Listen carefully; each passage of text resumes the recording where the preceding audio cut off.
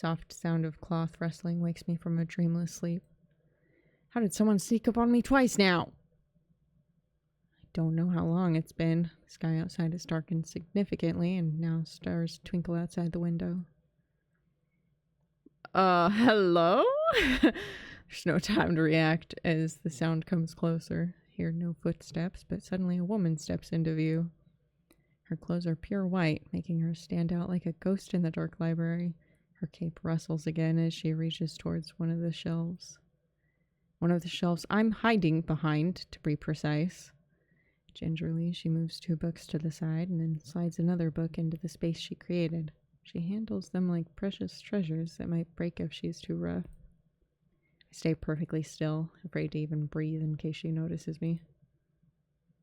My heart beats wildly as she slowly and deliberately looks over the shelf, examining the titles before taking a book from the second lowest row. Through the gap she creates in the shelves, our eyes meet in the darkness. Whoops!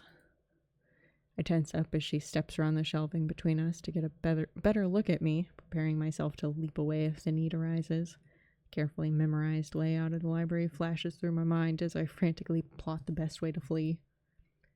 Even as I prepare my escape, I can see her taking in everything about me. The stolen blanket, makeshift pillow, my generally disheveled appearance. She opens her mouth and I brace myself for the verbal attack that's sure to come. Hello there. May I ask why you're sleeping on the floor? Doesn't matter what I say, just distract her enough to get away. I don't have anywhere else to sleep. I thought so. Stop it! Stop it! Oh no, I'm down bad! She leans down and offers me a hand. I look at it warily.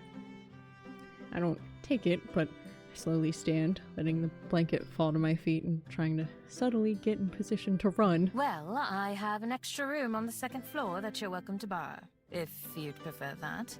Otherwise, you're more than welcome to remain here, on the ground. I apologize for waking you. With a smile, the oddly calm woman steps away and busies herself organizing another row of books. She probably expects me to let my guard down and take her offer. I'm just a stranger, someone who broke into her library. There's no reason for her to treat me kindly. My years of experience, and there are plenty of those, tell me it's a trap. Thanks, but no thanks. I'll just be going, actually. Sorry to bother you like this. I hurry past her, shoulders tense as I expect her to grab me or try to stop me. She doesn't, though. Don't look aside! Stop it! I'm dead! The one time I glance back, she's watching me with a strange expression that I don't recognize. When I get outside and away from the library, I breathe a sigh of relief. Whew, that was close. I'm not falling for that one again. Last time I let someone feel sorry for me and accepted a place to stay, I woke up to them trying to empty my wallet. I may be a thief, but at least I do it honestly. I wouldn't try to trick someone like that. That wasn't the first time someone tried to fool me and take advantage of me either. Still, it's a shame to lose such a nice hiding place. Maybe I'll give it a couple days for that woman to forget about me, and then try again. If she wasn't lying about there being an empty room on the 2nd floor, then maybe I could sneak into there. Tonight, though, I'm on my own. Shivering, I wrap my coat and tail tightly around myself as I think about what to do next. The rain has stopped, although it's still cold and cloudy. My stomach grumbles since I haven't eaten anything other than snacks all day. Blech. May as well get it over with and go check on the status of my den. Well, it could be worse. It's not as bad as I expected, which is a pleasant surprise. What's a little mine? It'll be just fine. I swap to my fox form and prod around. The entrance is caved in a little, but after I scoop that out, I find that the rest of the tunnels and main room are relatively intact. Cold as hell, but intact. Seems that trees protected the den from a lot of the rain. Takes me a while to find the spot where I buried my stash, since the stick I used to mark the spot got washed away. Eventually I locate it, though, and start digging. The cold mud makes my paws dirty and sore, and little flecks cover my fur. After I finally reach the soggy plastic bags, I shake myself clean before opening them as a human. Some water is seeped through, and I open the spoiled items before tossing them away. Not too picky, but I have plenty of other snacks to choose from. Eat up, birdies! A few of them swoop down to inspect the offering, scarf down a quick meal of cookies and unwarmed soup, along with some cold water from the stream. Soup! That would probably make my throat feel better. I should have that after this. At least the water is satisfying. Then, even though I just woke up from a nap not too long ago, I shift back into my fox form to crawl into my den and curl up. I'm sure it'll be a while before I fall asleep, but I don't feel like going back into town. I've had enough excitement for one day. This isn't all that bad. Regular foxes without magic powers have it way worse than I do. Although, back when a fox was all I was, I wouldn't have really cared. To this day, I'm not sure what it is that makes me different. I used to be just like them. No desire to go beyond the forest or anything, and then one day I became whatever I am now. All I had was my necklace, a small scroll that I can't read, and the memory of the person who had given it to me. They were so kind to me, that stranger in the forest. They wished me well, even though I was just an ordinary fox. Somehow that didn't seem to matter to them. Never even knew their name, just their face and their voice. But I know that I'll recognize them when I see them again. It's just a matter of finding them. So since then, I've been looking and surviving. Looking for them is what keeps me going. It's enough to live for. If I wasn't, I don't know what else I'd be doing. Guess I'd just be surviving, but that was the only thing. I think I'd rather have just stayed a fox. Standing outside my den in human form, I take stock of how things stand. The sun's thankfully out this morning, but everything remains damp, from the ground to the muggy air itself.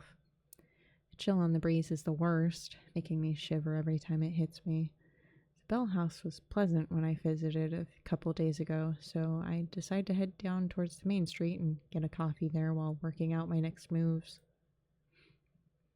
Wild that you are spending what little money you have on coffee instead of the warm meals that you talked about being so important. And like, yeah, you could probably only get one with what you've got, but come on, man. Coming to the door of the cafe, I pause and wipe my feet on the mat outside. Human fascination with surrounding themselves in concrete makes a little more sense as I work the mud off my feet. With that, I finally head inside, only to stop in my tracks as the door shuts behind me. Oh! Standing behind the counter is the same girl who I saw reading in the library yesterday, talking with the customer as she takes their order. That gentle aura about her is unmistakable. The person in front of me finishes their order and I step up to the counter. Good morning. Welcome to the Bell House. What can I make for you today? Oh, hi. I'll have... A vanilla latte? No, that's boring. What do you recommend? I want to try something new.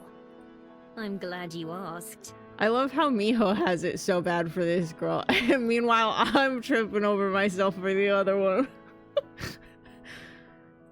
I was just thinking that you look like the sort of person who would enjoy one of our fairy kiss chillers. What now? It's one of our signature drinks, with a vanilla gelato base and a mint chocolate chip swirl. Hey, yo, wait a minute. I was planning to get something warm, but that sounds crazy good. Okay, give me one of those then. Perfect. And could I get your name, please? It's Miho. She scribbles something onto a cup and finishes it with a big flourish. I'll have that right out for you. Thanks. I pay and then go take the same seat as before, next to one of the windows. It's pretty empty in here again, so I can sit wherever I want. Before the barista starts making my drink, I spot her writing something else down in a little notebook. She glances my way once or twice while she does, but I pretend not to notice. I wonder what that is. Barista the other day didn't write anything down. Anyway, I've got more important things on my mind. I mull over the plan which formed as I walked here, becoming increasingly happy with it. Tonight, I've already decided I'm gonna sneak back into that library. Between that picture frame and some of the other trinkets I saw, I should be able to pilfer enough to fund my next few days in Wellington. Finding somewhere to sell it should be the easy part. Got a dozen excuses that I can recite about where the items came from. Dead grandma, spring cleaning, new renovations. Sometimes I try extra hard and pretend that the things I'm selling are really special to me and earn a bit more cash that way. Sometimes I just take whatever they give me. After years of watching other humans do it and trying it out myself, I've gotten good at pawning items off. Find myself idly watching the barista make my drink. While I do, I practice a disarming smile. All of her movements are quick and practiced, but she has that same faraway look in her eyes that I noticed yesterday. She looks up and our eyes meet. I don't look away, and she turns pink before ducking away behind a machine, out of sight. Huh. Weird girl. I turn my head around, look around the cafe, and a butterfly outside catches my attention, so I watch that instead. It flutters back and forth, landing on a flower and resting its wings. Miho! Oh, coffee's ready. Quickly get up and skip over to the counter. Cup in hand, she starts to head over to give it to me. Oh no. And then several things happen at once. Ay, ay, ay. One of the little tassels on the pocket of her apron catches on one of the drawers behind the counter, and she jerks to a stop, eyes wide with surprise. No! My drink tumbles out of her hand, landing on the counter with a wet gloop sound as the ice cream splats against it, sending mint green rivers of coffee everywhere. A few seconds pass where we just look at each other, neither of us quite sure what to do. And then she takes a deep breath. I am so sorry. I'll make you a replacement right away. Just give me 1 second and I'll have that ready for you. Her words spill out faster than the beverage, making it hard to even understand what she's saying. Her face is bright red as she spins back around and grabs another empty cup. Then she stops, hands hovering awkwardly. Wait, I should clean this up before it dries and starts to go bad.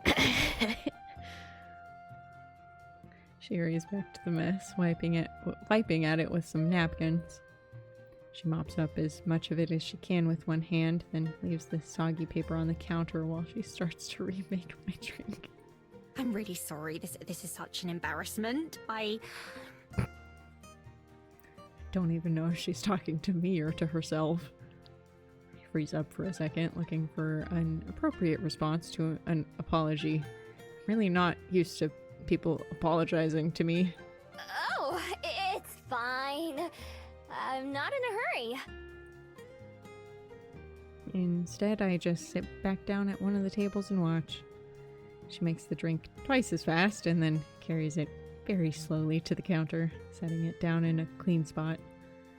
This time, she takes a deep breath before speaking, like she's afraid she's gonna fuck that up too. All right, here's your drink. Again, I'm very sorry. Oh, this is your first time here, isn't it? I hope it doesn't leave a bad impression. Second, actually. Yesterday was the first time. How'd you know? I make an effort to remember as many of our customers as I can, as well as their favorite orders. I believe you can learn a lot about a person from how they drink their coffee. Well, that's too bad for her because she won't remember me at all next time. Take a big sip of the drink she made for me. It's creamy and rich and sweet all at the same time. Whoa, this is really good! It's kind of like a milkshake, but not. But it's not like coffee either. Yes, exactly. I'm very glad that you like it. It's one of my favorite beverages that we serve. In fact, the recipe was my idea. Whoa! They should put you in charge of all the recipes. She smiles again. Seems like she's gotten over the crisis of the spilled drink already. Thank you. I'll make you another one of my favorites next time, if you'd like. Totally! At least I'll know what to order next time, even though I'll have been forgotten. I'm already thinking of this place as my go-to coffee shop, especially since it's in a convenient area. With tasty drinks and cute baristas, I don't have a reason to go anywhere else. A knocking sound from the employee area gets both our attentions. Hey, Aspen, can you set another batch of croissants? Oh, sure. I'll be right there. But there's still so many croissants right here. What are you doing? She calls back over her shoulder and then looks back at me briefly. Have a nice day, Miho. You too! With a wave, she gathers the trash from the cleanup and throws that away before disappearing into the back. So her name is Aspen. It's a pretty name. I'll have to try and remember that. Getting up from my seat, I decide to head back outside for some fresh air, sipping my fairy kiss chiller as I go, head out the door and onto the increasingly busy main street. I already know my plans for tonight, but I've still got some time to kill before then. What should I do? Do I actually get choices? I actually get choices? Don't do that. Wait, there's only quick saves. That can't be right. That can't be right. Where's an actual saves? There we go. I was like, hey, wait a minute. Does this mean that something will happen if we go there? Oh, are there people there? Huh. The bay or the mountain? I'd rather go to the bay. Give me the water. Cuba Street? I just noticed that. Hey, yo, what? What's Cuba doing over in New Zealand? It's not far from where I am to the beach, so I decide to head down there. Passing through the city streets, I recognize some of this area from my first day here, when I was running from the Skyport guard. Whew. Glad that guard chased me in this direction, or I'd have never found the Bell House. And really, that's been the highlight of Wellington so far. Hold on, I think I have the sound effects too high. Don't get me wrong, I love the sound of the ocean. But I do think that maybe it's a little loud. When I get down to the beach, I take a moment to enjoy the salty sea air. From this level, it's impossible to tell where the ocean ends and where the open sky begins. I can see the Skyport from where I am, with a few older ships anchored in the harbor close by. While I'm admiring the view, a worried-looking lady comes up and waves for my attention. Did you lose a child? I'm looking for my son. He's about this tall and wearing a red sweater. His name's Tommy. Have you seen him? Nope. I haven't seen anyone like that. I just got here. Is that who's at the mountain? Okay, thanks. She walks away in a hurry, looking right and left as she goes to ask someone else. Humans sure do have it rough. Since they can't smell or even hear most things, it's a wonder they don't get lost more often. I amble along the waterfront, watching all the people as I go. Like Cuba Street, there's a lot going on. Under a nearby bridge, a group of 3 mermaids are racing each other. Shut up. Shut up. Shut up. The fact that I haven't gotten to see a single picture of a mermaid so far, even though they've been mentioned twice, is so unfair. Close to the bridge are a bunch of people fishing, with a stressed-looking guy running back and forth between them. Next to a boarded-up market stall and some big crates, I notice something weird. What is that? There's a fabled with a big flower on their head that spins like a propeller. They're using it to drift in a small circle above something near the crates. I gotta check it out. Obviously, nobody else is paying any attention. Is it the kid? It's so tiny. I wander over and take a look. The fabled stops spinning as I approach and gives me a helpless look, but doesn't say anything. Can it speak? They don't look like they got a mouth. Oh, yep, there's a kid. That doesn't look red, but okay. On the other side of the crates, out of sight from the path, there's a little boy sitting on the ground with his back to one of the wooden boxes. Are you Tommy? What? The kid jumps, totally surprised. Whoops. He scrambles up and looks at me with wide eyes. How'd you know? Your mom's looking for you. She seemed pretty worried. His expression goes from surprise to sullen real quick. I don't care. I don't want to go with her. Oh, okay. Why not? Why are you over here instead? 'Cause I'm hiding. Oh. Okay. Yeah, that's the reaction to that. It's a pretty shitty hiding spot. I mean, it's totally open on 3 sides. Don't say that, though. Instead, I look up at the fabled floating overhead. It looks almost as glum as Tommy. Who's that? That's Jerby! You mean you can see him? Jerby. I can. Is that weird? Mom and Dad can't see him. They think I'm just making him up. He doesn't talk, but he's real. Jerby waves from up high. He kinda gave away your hiding spot. I saw him from the road. Mom can't see him, and that's all that matters. Why are you hiding from her? 'Cause... Uh-huh. Tommy sits back down and scratches at the dirt with a rock. Guess he doesn't want to talk about it. Well, I'm always glad to end a conversation. Well, good luck. I start to walk away. Doesn't seem like he's in any danger, and I don't want to get blamed for him hiding in the first place. Hey, wait a minute. God damn it. I turn around. He's already standing up again. Are you gonna go tell her where I am? Before I can answer, his eyes get huge again. Oh, Tommy, there you are. I didn't do it. I have to turn around again. This time it's the woman from before. She's already flying past me over to Tommy. Are you okay? What were you doing? Don't you ever run off like that again. Oh, I'm just glad you're safe, though.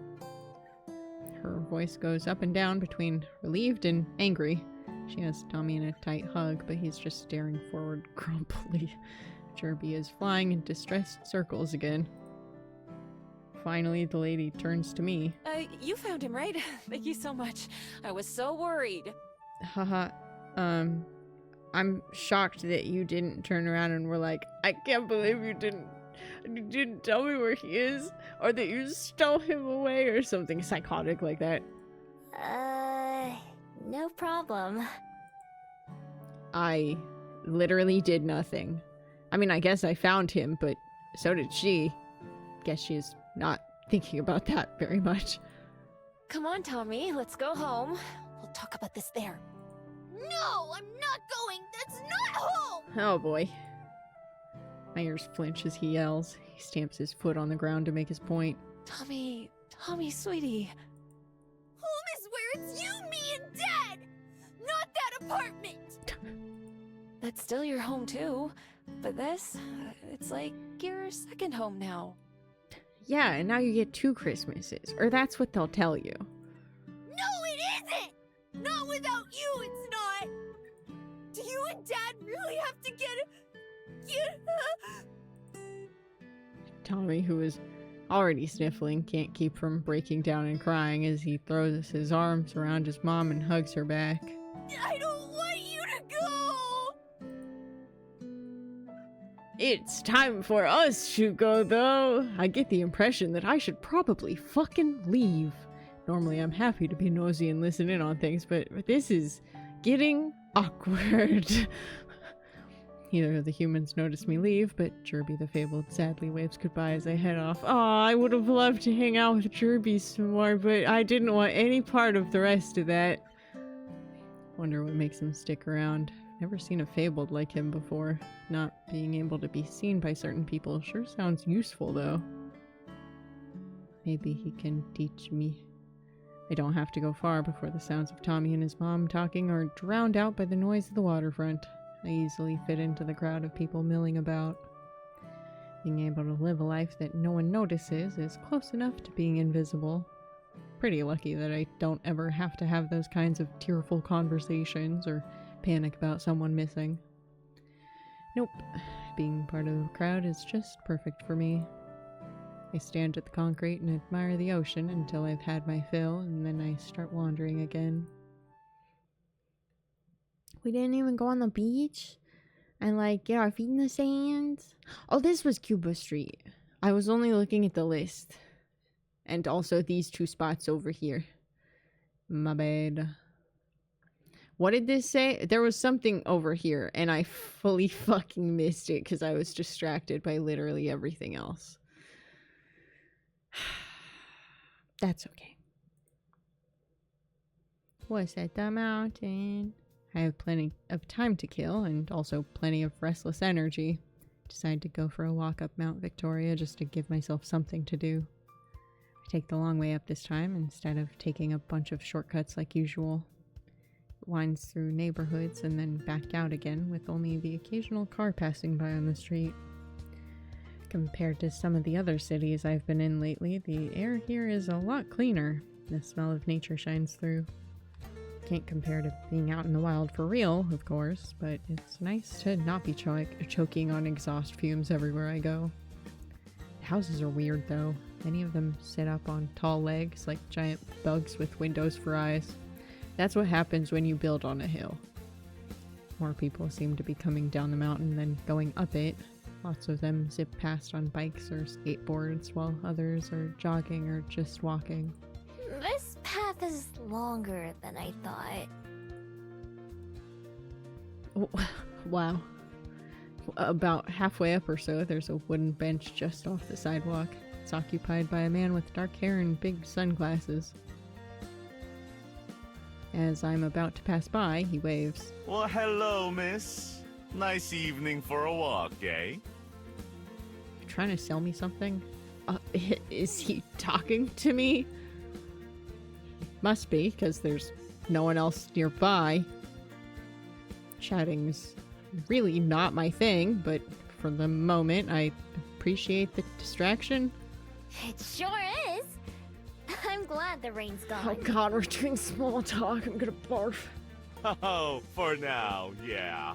It's never gone for long, though, is it? Why are some of the people around here so ominous? That's so. I'm new here. I didn't even think it would rain since it was so sunny the day before. Ho ho ho! You've gotta watch out for that around here. Mother Nature's real fickle these days.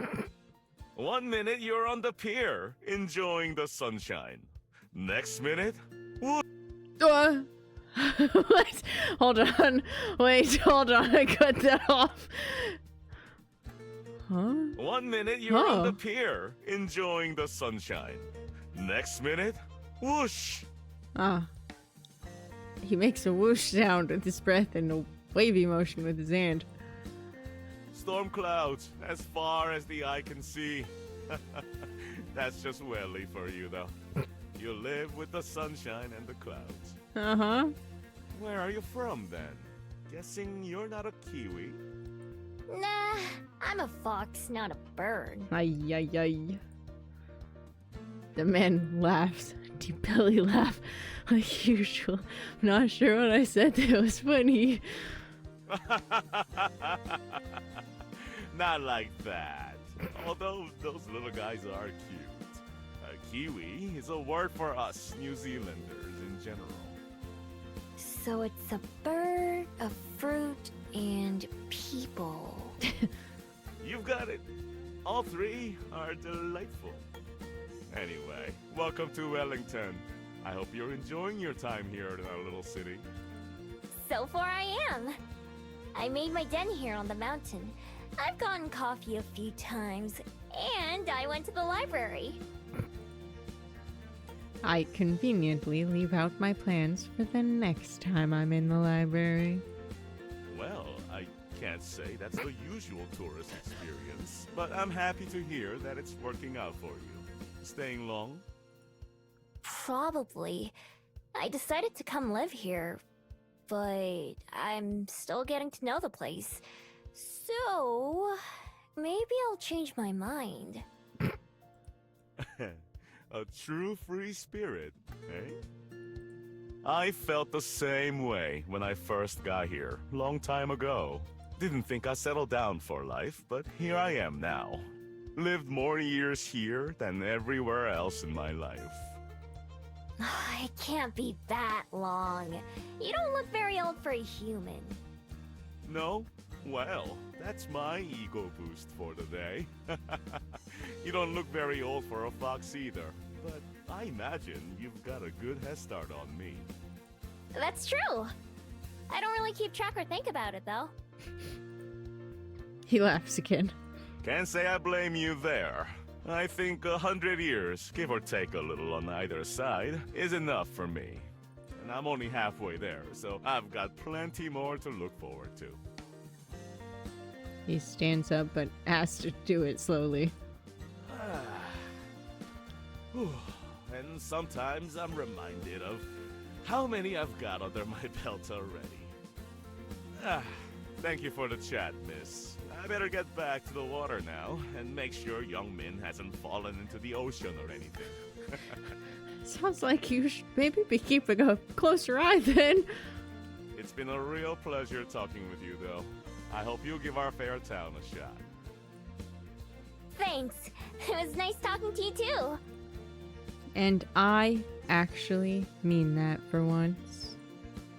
He waves goodbye as he heads down some stone steps, and I keep heading upwards. Never really thought about my age compared to a human's.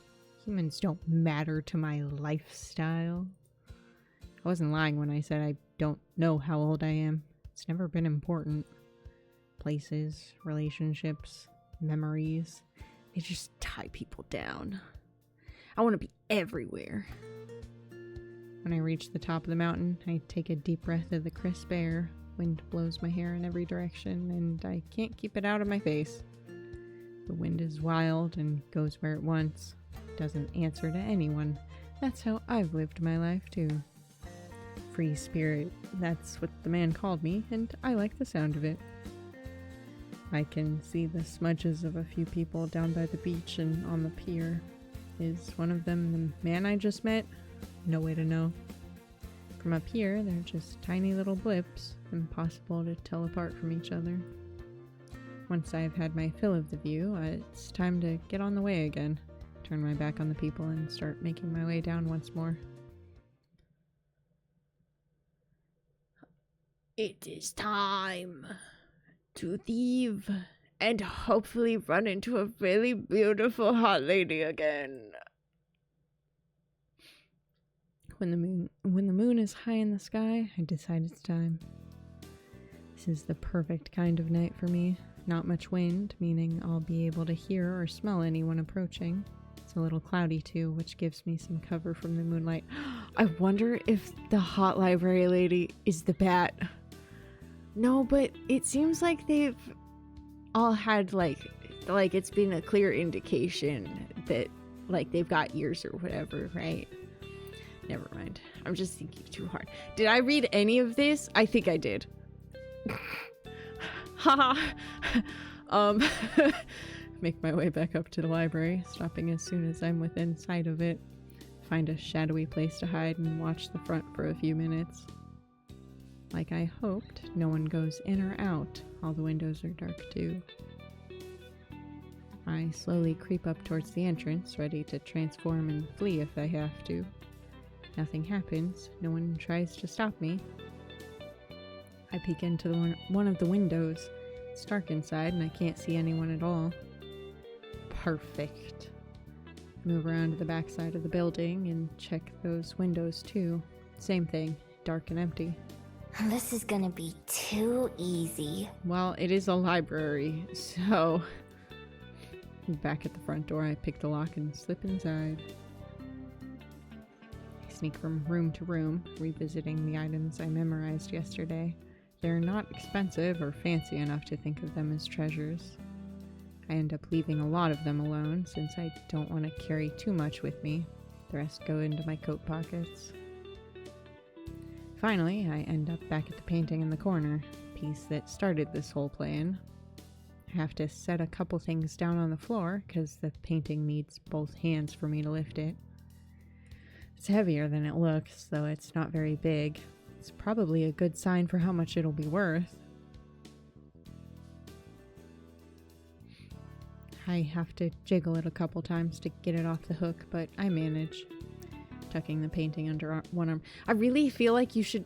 Well, I guess you gotta take the whole thing. But I feel like if you try to pawn the painting with the picture in it, like, maybe this isn't that small of a town, but I feel like if it's a piece that's in the library, like, a lot of people will have walked past and seen it. And so if you're trying to pawn the frame with the picture still in it, they're gonna be like, hey, I recognize that. Tucking the painting under one arm, I pick up the other goods from the floor. Should be enough for one night. Best to get in and out quick. Start to head back to the front door where I came in. Oh, before I get there, light floods the room. My heart starts to race as I immediately prepare to run.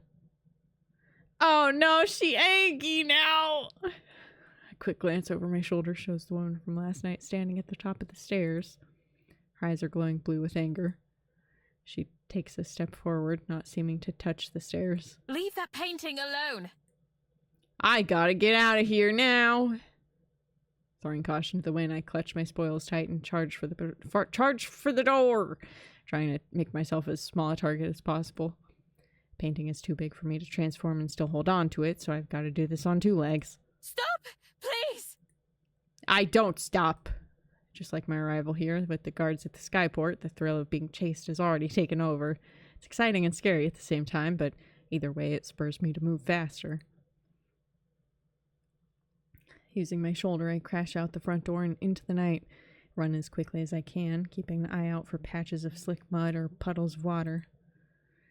The path I take goes far past Mount Victoria and my den, ending up in a small residential area. I stash the painting under a parked car and then take my fox form and crawl under a house, upsetting a mean gray cat who was already hiding here. It makes a low growling sound and I glare at it, desperately willing it to be silent before it gives away my position. I growl back as best as I can and that seems to scare it into shutting up. Not sure if I was being followed or not, but don't want to take any chances. After 10 minutes or so, I climb back out, pick up my loot, and sneak back towards my den.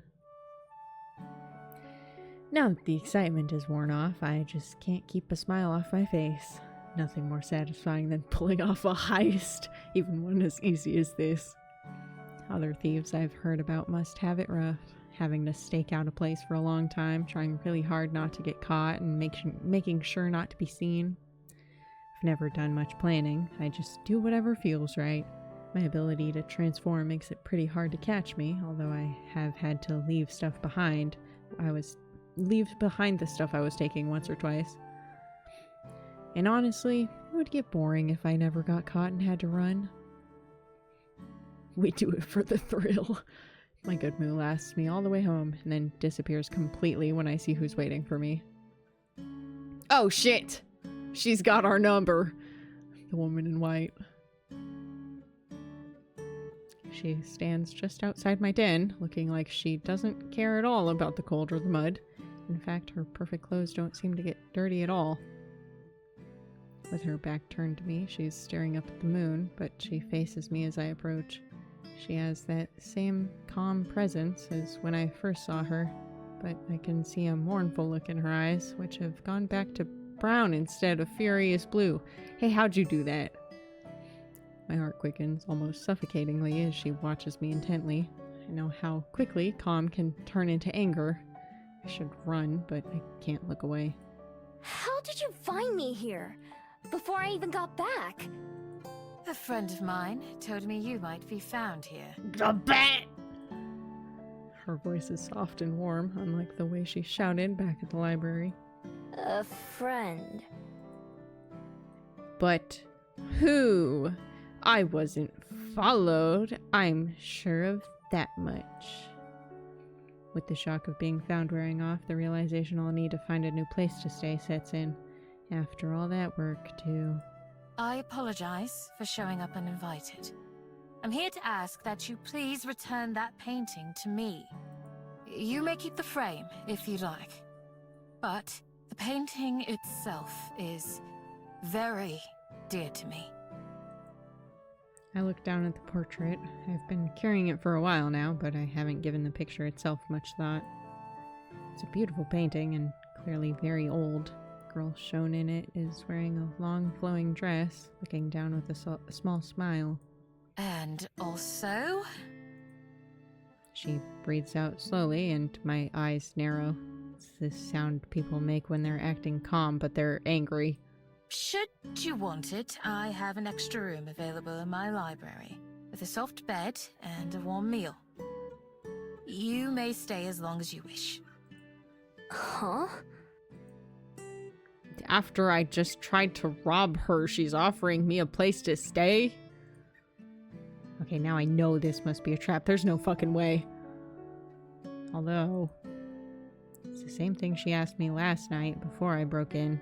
I'm sure she doesn't remember that. Why? Because I have more beds than I could possibly fill, and more food than I could eat. What the hell? Okay, wait, now when you say it like that, it does sound suspicious. If there is someone who wants or needs them, is it not appropriate to share these with them? Is it? I'm not sure what answers she wants to hear. She looks at me again, the same expression as it was at the library. I mean, her offer does sound kind of tempting. I guess it's not like my place is as nice as yours. Not anymore, anyway. Not after it rained and made half of it mud. I look down at the painting again. If I sold it, it was just gonna be so I could buy the same thing she's offering me. I still don't trust her. I've watched people enough to know better than that. There must be something she wants. Like the painting, maybe. But I don't think she wants to hurt me. She knows I don't have anything worth stealing. If she did try to pull something, I could just run away. It's only one night. I can come back and try again, or find someplace else to take from. I look down to the burrow past where she's standing. Looks less a den and more like a pile of mud. Thought of sleeping there again practically makes the decision for me. Fine, I'll take it. She breathes out slowly again and smiles. Maybe that sound doesn't mean she's angry? Wonderful. I'm glad to hear it.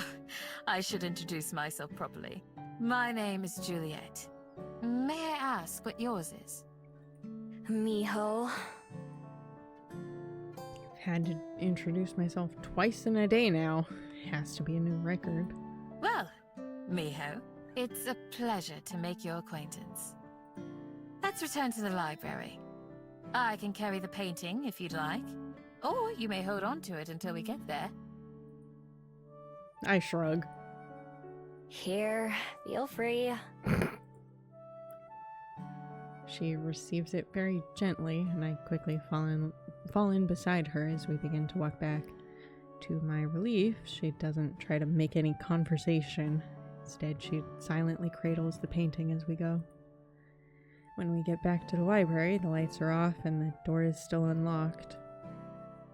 After setting the painting down on the desk, Juliet gestures toward the stairs. It's on the second floor. Which one? It's not terribly helpful. Oh, okay, she is actually leading the whole way. Follow her lead again until she stops at one of the closed doors. She unlocks it and lets me in. Wow! Room is simple and cozy, with a couple dressers, a table, and a bed. Over the bed, there's a boxy window with a wide sill, big enough to sit on. Hell yeah, the best kind.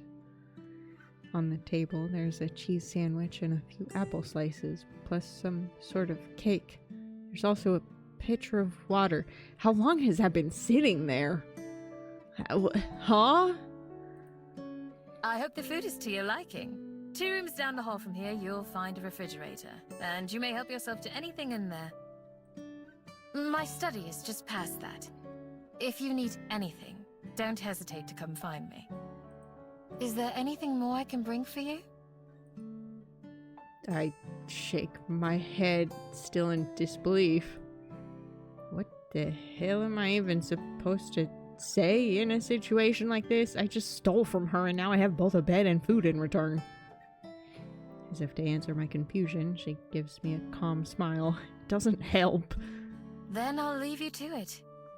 We can speak again in the morning. Good night, Miho. The door shuts behind her and I expect to hear Juliet lock it, but when I try the knob after giving her a few moments, the door opens quietly into the dark hall. She didn't tell you where the pisser is. We're gonna piss the bed, dude. Juliet's nowhere to be seen. I pull the door back shut behind me and inspect the room, looking for any hidden threats.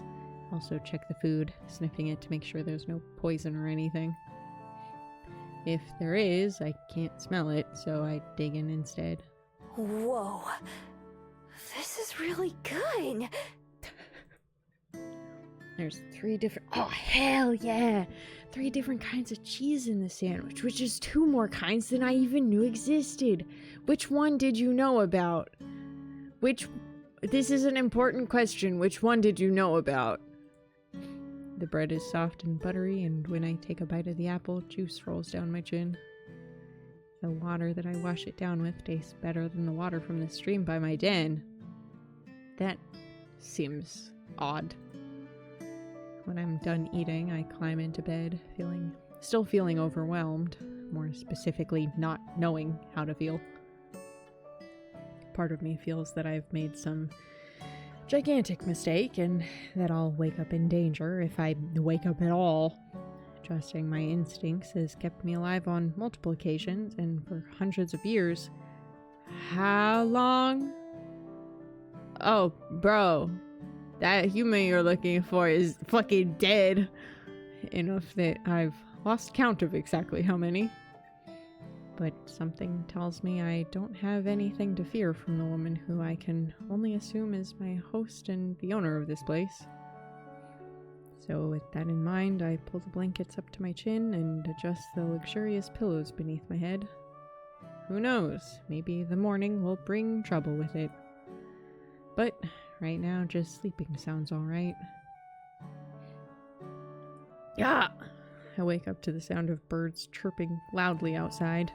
Blinking wearily, I prop myself up and look toward the warm sunlight beaming through the window. The sheets under my hand feel soft and dry. My hand goes to my neck, taking in the smooth familiarity of my necklace. It's still here. If someone was gonna rob me, that's the only thing I have that would seem valuable. I sit up and look around. Doesn't look like anyone came in while I was asleep. Maybe I really am safe here. Wonder if Juliet's friend was the scent I noticed outside my den on the first morning. don't know how else she could have found me, or how they did it without waking me up. If it happened before, it could happen again, as much as I hate to admit it. So I check around the room very thoroughly, but still don't notice anything different from when I went to bed. Maybe it's not a trick. All my past experiences have told me that there has to be a catch. Nothing is free. Nothing. But no matter how hard I try, I can't figure out what it could be. Could Juliet really have been telling the truth? Just seems awfully unlikely. It'd be nice if it was true. But if it wasn't, if I let myself believe only to be wrong in the end, then that would hurt even more, wouldn't it? Nope. Better not to even take the risk.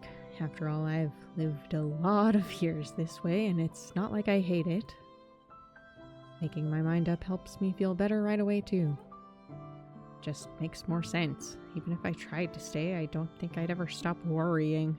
This way I'll know for sure that I'm in charge of my own destiny. Now that I know this room is unoccupied, I might be able to sneak back in sometimes when I need a place to stay. Wouldn't be too hard to climb one of the trees and then get to the window from there. Take one last look around. For just a night, it was a nice what if. Then I head downstairs and out the door without speaking a word to anyone. It's another nice day, same as when I first arrived in Wellington. Warm sun and blue skies with just a hint of clouds. For a while, I meander around town, eating the last of my pastries from the convenience store hall for breakfast. Today feels like another restart. I have no den, no supplies, no anything. It's less exciting now than it was when I first arrived. Don't have a destination in mind, but eventually end up at the waterfront. There's an airship over the bay, descending closer towards the skyport. A couple kids down on the beach wave up at it, seeming excited. The people arriving on that ship all have somewhere that they're planning to go when they get off, huh? They've all got people waiting to see them. What have I got? Some trash and old scroll? So far, Wellington's given me nothing but questions. Never bothered me before in any of the other cities I've been to, so why now? Guess that's another question for the pile. Push myself off the railing and head back into town. Go through the motions of scouting for somewhere to rebuild my den, but my heart really isn't in it.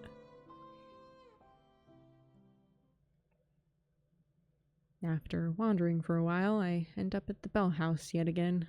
It's just the place I go when I have nowhere else to go. There are more customers than usual, so there are 2 people working behind the counter. It only takes a brief glance to notice that one of them is Aspen. Aspen. Wonder if she'll think I'd like a fairy kiss chiller again, or maybe I'll make a different sort of first impression today. The line moves pretty quickly. Helps that Aspen doesn't spill anything this time. When it's my turn to order, I step up to the counter with a fake smile. Oh, hello! What can I make for you today? I'll have a fairy kiss chiller, please. Certainly. Good choice. I reach for my wallet to pay, but she stops me. Oh, don't worry about that. It's on the house today. Great! Heh. What does that mean? It means that you don't have to pay for it. As an apology for yesterday. Yesterday?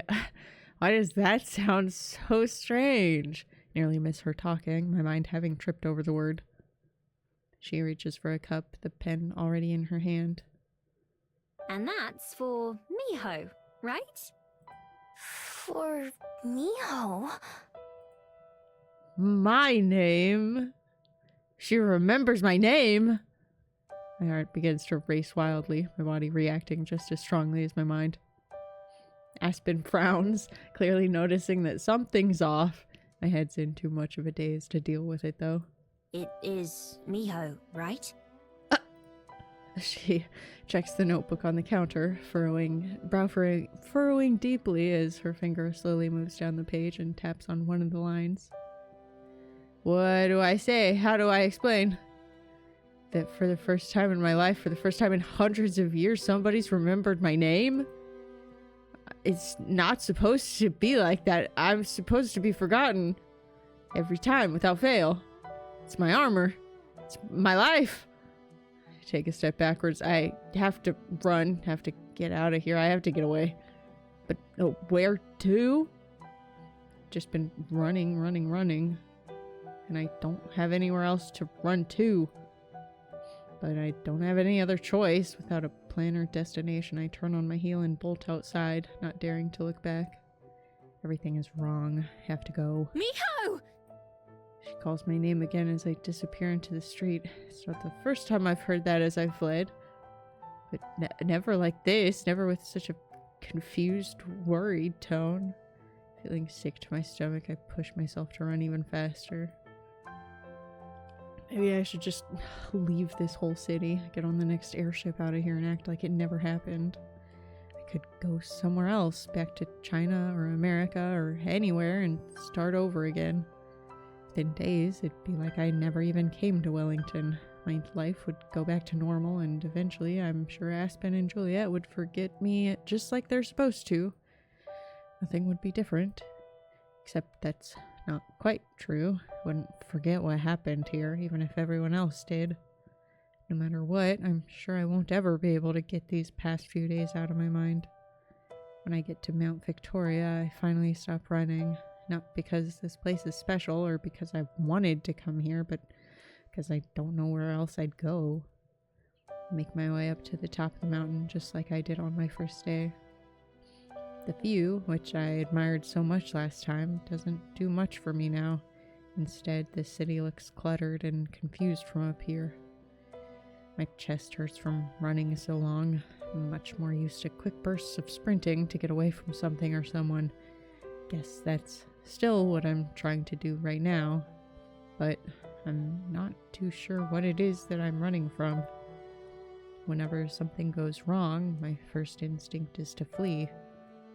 Aspen remembering me definitely counts as something wrong, but when I stop to think about why, some of the reasons are obvious. Mostly, what if it's not just Aspen? What if everybody can remember me now? Or even worse, what if people who forgot me a long time ago start to remember me? Both could get me in a lot of trouble. My days as a thief would probably be over. There's some places where I could never show my face again. The smart thing to do is leave. I can even see a couple airships at the skyport right now. Have everything with me. I could just go. There's nothing keeping me here. And yet, I don't move. Still don't even know what it is I'd be running away from. From Aspen? Wellington? When I think about it, I have to admit that running wouldn't get me anywhere. This worry, these questions would follow me wherever I go, no matter how far, no matter how long. So then, what do I do? The only answer I can think of is the scariest one that goes against everything I've ever learned. Closing my eyes, I picture the library and Juliet's offer. Picture Aspen, whom I barely know, but who's already changed my life. Maybe I should stay and try to find out more. Maybe, just maybe, being remembered might not be all bad. I clench my fist so tightly my knuckles turn white. The urge to turn tail and head for the skyport is so strong, it's almost like a magnet pulling me there. I resist it, though. Slowly, I walk back down the mountain, making my way to the library. They've got to stop using that phrase because every time the little make my way, really, I've been Pavloved so badly. Not sure what to say when I get there. I explain everything to Juliet and hope she'll let me stay in that room again. I don't even need the room. I could rebuild my den and hide out there. Maybe in a new spot, one that Juliet doesn't know about. Not having to worry about the weather or other animals would be nice, though. There's no telling if Juliet will remember me too. If not, it might be easier to pretend that this is my first time visiting and just ask if there's anywhere I could stay. Even though I'm not moving very fast, I still don't feel ready for this conversation by the time I reach the library's entrance.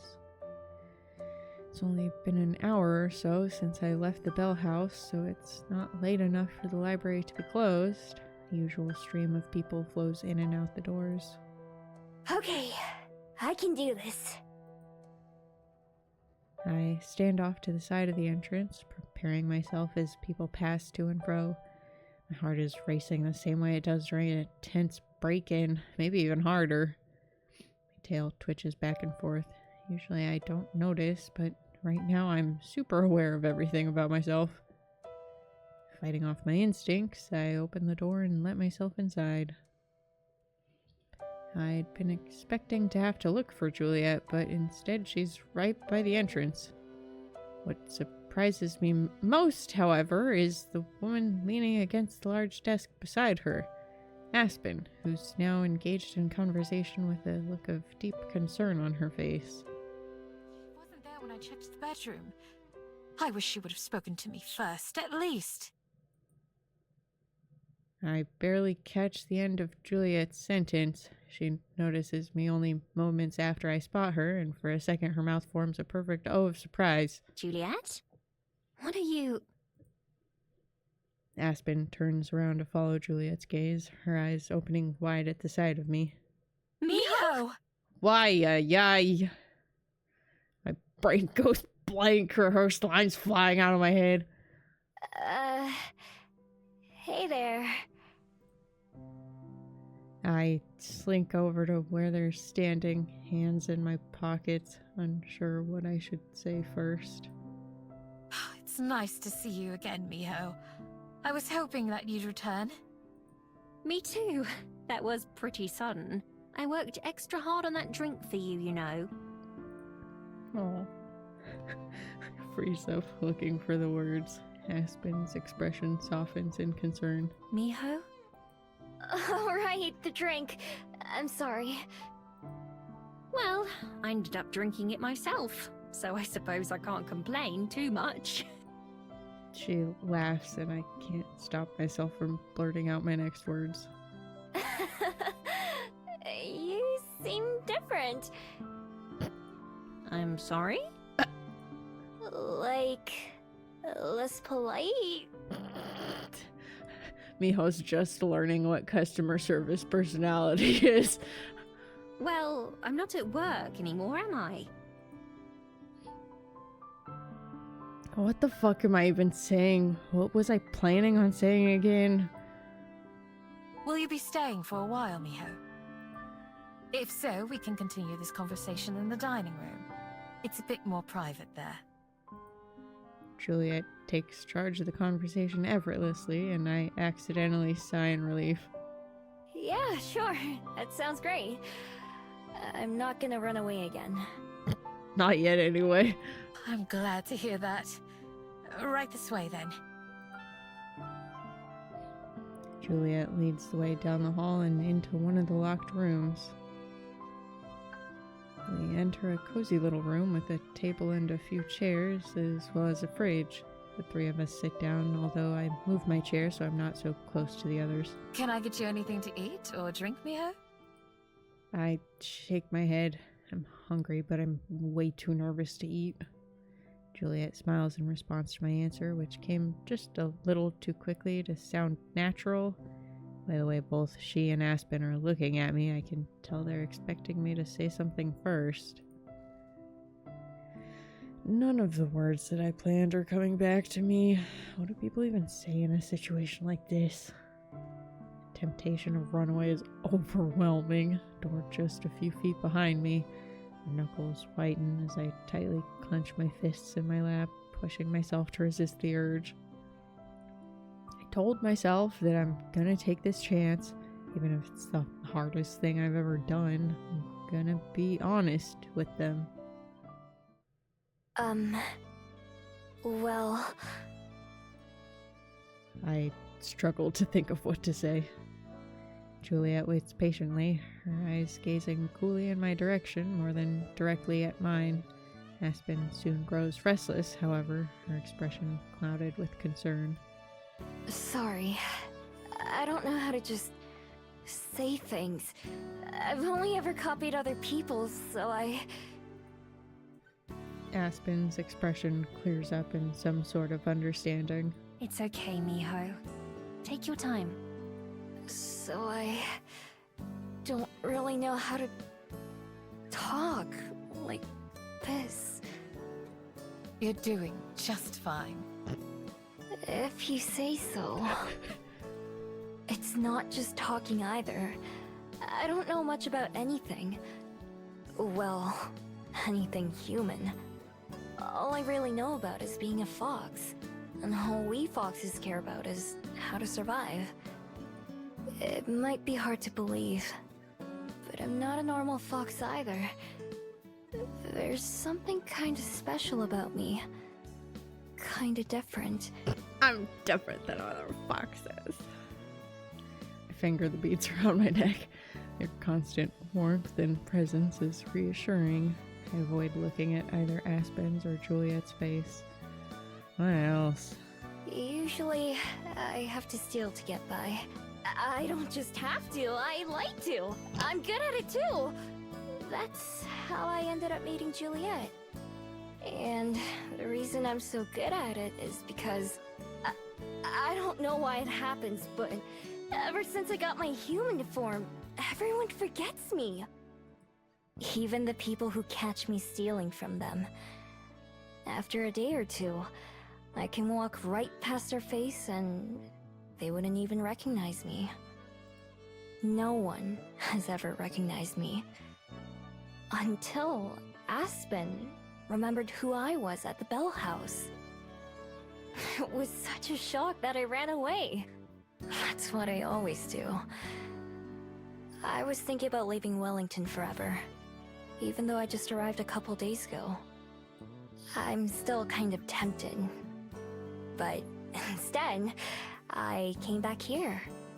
And that's it. Just hearing the words coming out of my mouth makes me want to fucking die of embarrassment. Makes me uncomfortable when other people think about me. And yet, putting everything out there feels surprisingly good. Feels like a weight has come off my shoulders. There's no going back now, and that's a relief in its own way. So you're saying that you've never ever had a family? Or a friend?